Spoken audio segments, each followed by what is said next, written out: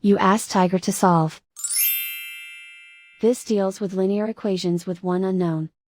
The final result is x equals 2/5. Let's solve it step by step. Simplify the expression. Simplify the arithmetic. Group all constants on the right side of the equation. Subtract 10 from both sides. Simplify the arithmetic.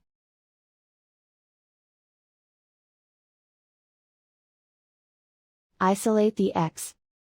Divide both sides by -25. Cancel out the negatives. Simplify the fraction. Cancel out the negatives.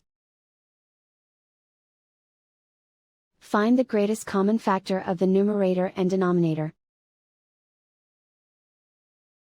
Factor out and cancel the greatest common factor. And so the final result is x equals 2/5.